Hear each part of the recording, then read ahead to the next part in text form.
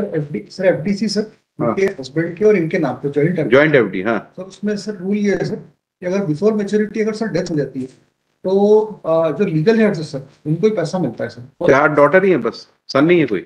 आप गलत इंटरप्रिटेशन कर रहे हैं। My lord direct by this is your wrong interpretation. Bank को उससे क्या मतलब? अरे लॉकर में रखा जेवर कहाँ से आया इससे बैंक को क्या मतलब? पैसा इनके पास कहाँ से, इससे कोई मतलब नहीं इनको। इनको तो एफडी की टर्म कंडीशन के हिसाब से देना। So you can't object. I will direct to pay the penal interest or compound interest by the bank. You can't retain that money. You can't retain that money after maturity. Unnecessary. Don't raise objections to favor someone. Intervention.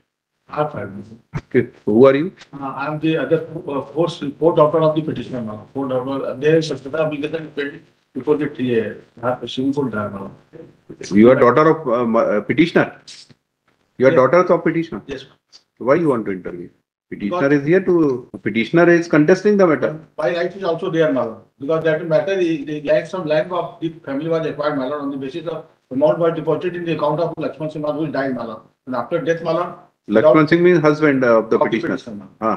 And the amount they want to release the amount. Therefore, the successor application has been filed by me Malon by the fourth sister Malon. That is pending before the Supreme Court Dharma. हाँ. So I am making the payment. ये petition क्यों लगाई हुई है? इनका कहना है कि बैंक में पैसे हैं, बैंक हमें रिलीज नहीं कर रही। क्यों?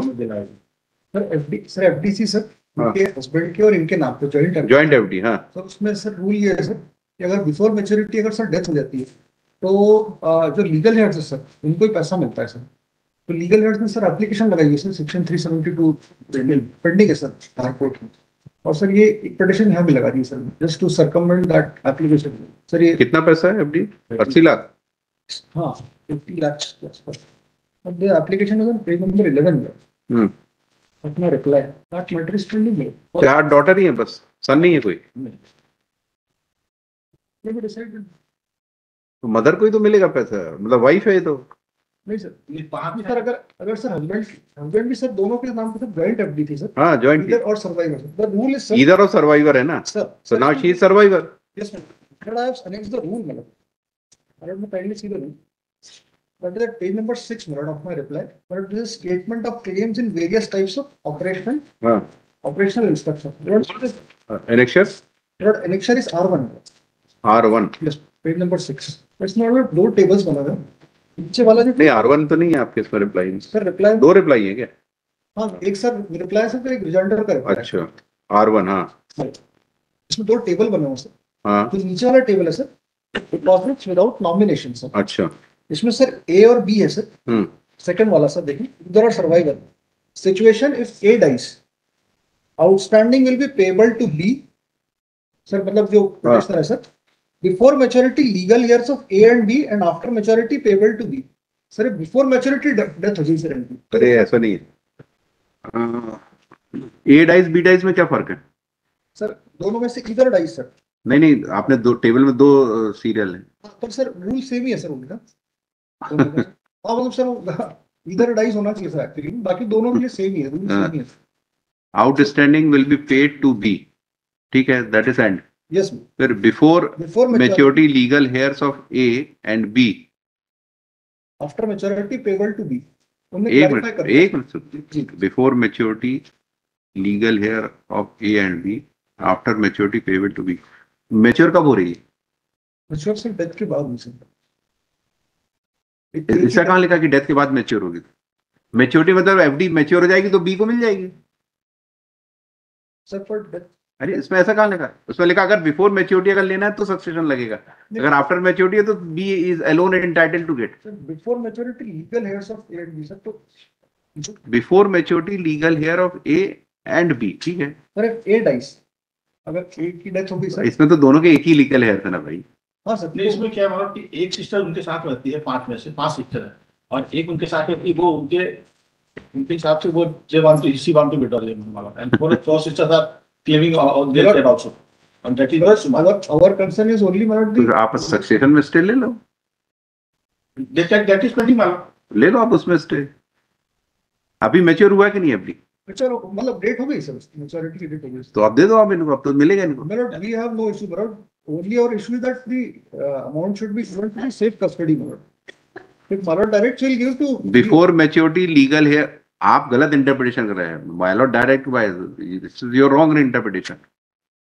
बिफोर मैच्योरिटी अगर रिलीज करना है तो फिर ए एंड बी के लीगल हेयर लगेंगे, और आफ्टर मैच्योरिटी करना है तो पेबल टू बी लिखा है बस, एंड वर्ड है वो। आफ्टर मैच्योरिटी तो फिर कोई डिस्प्यूट ही नहीं है, बिफोर मैच्योरिटी डेथ हो गई सर, तो they are not claiming before maturity. Sir उसके बाद नहीं सर, वो क्लेम कर रहे हैं ना सर, सिस्टर्स क्लेम कर रही है। अरे ये तो नहीं कर रहा ना, बी तो नहीं कर रहा ना बिफोर मैच्योरिटी क्लेम। नहीं वो क्लेम कर रहे हैं ना सर, इसलिए सर हमने लीगल हेड्स को, सर लीगल हेड्स का सर नोटिस आया सर हमारे पास में, इसलिए सर, और ये एप्लीकेशन लगे सर 372 लीगल हेयर का राइट होगा जब बिफोर मैच्योरिटी रिलीज होगी। नहीं, बिफोर मैच्योरिटी की डेथ हो गई है तो लीगल हेयर्स के राइट। अरे मैच्योरिटी मतलब एफडी की मैच्योरिटी, आदमी की मैच्योरिटी नहीं, एफडी की मैच्योरिटी की बात हो रही है। बिफोर मैच्योरिटी ऑफ एफडी मालूम, द लक्ष्मण सिंह डायरेक्ट मालूम, तो now the payment will be release to the legal heirs of the A and B मालूम। पर आफ्टर मैच्योरिटी का होता सर तो डिस्प्यूट ही नहीं होता सर, डिस्प्यूट ही नहीं होता फिर। तो वही तरह का outstanding will be payable to B, ठीक है, to B, that's all, that is final. Before maturity legal heir of A and after maturity payable to B only. After maturity B, if वो अगर दोनों सर्वाइव करते तो। अरे तब तो फिर लिखने की जरूरत क्या, ए बी दोनों को मिलता फिर तो क्यों लिखा है इसमें आफ्टर मैच्योरिटी बी, मतलब बी को ही मिलेगी आफ्टर एफडी मैच्योर हो जाएगी तो लीगल हेयर का कोई राइट नहीं है, फिर नहीं तो ए बी लिख देते ना अगर डेथ नहीं होती तो जरूरत क्या थी लिखने की फिर। और फिर अगर लीगल हेयर का तब भी राइट होता तो फिर बी को अकेला क्यों लिखा बाद में, वहां भी लिख देते फिर after maturity B and legal heir of A. भाई दो क्लास बनाने की जरूरत क्या थी, और कोई जरूरत थोड़ी कि ज्वाइंट एफडी जिनके वो दोनों हस्बैंड वाइफ ही हो, दो स्ट्रेंजर की भी ज्वाइंट एफडी हो सकती है। तो दो स्ट्रेंजर में तो एक स्ट्रेंजर के लीगल हेयर्स, और अगर दोनों ने कंसेंट से दी है कि हमारे मरने के बाद किसी एक को दी जाती है, एक को मिलेगी, फिर then legal heir no right to say. Because in this case, now the amount has been deposited due to the acquisition of the land value of the family. ठीक है, उससे बैंक को क्या मतलब, किस पैसा कहां से आया, बैंक को उससे क्या मतलब। And therefore succession. अरे लॉकर में रखा जेवर कहां से आया, उससे बैंक को क्या मतलब, पैसा इनको पास कहां से, इससे कोई मतलब नहीं इनको तो एफडी की टर्म कंडीशन के हिसाब से देना, सोर्स इज नॉट इम्पोर्टेंट। वो आप अपना क्लेम सक्सेशन में डिसाइड करेंगे, वहीं इंजेंशन लीजिए That's why आप, I'm paying now. ये पैसा ये मांग रहे हैं इनको दीजिए, आप वापस करिए। तो पूरा पैसा हो जाएगा फिर तो वो, अगर सक्सेशन डिसाइड भी हो जाएगा तो फिर तो सक्सेशन सक्सेशन में 39.12 लगता हमारा ट्रिलियन वाला टाइम है परमिटेड तो परसों दिन आता। Therefore I'm है। Outstanding will be payable to be before maturity. कब मैच्योर हुई एफडी, और इसमें भी लगाई हुई है। ये डिस्प्यूट खत्म हो गया ना, वो उसका बैक साइड पेपर था नहीं था, वो तो क्लियर हो गया ना। वो original sir can't be decided in the section 372 only. So you can't object. I will direct to pay the penal interest or compound interest by the bank. You can't retain that money. You can't retain that money after maturity. Unnecessary. Don't raise objections to favor someone. No, no. Since there was a civil case pending on it, that is why.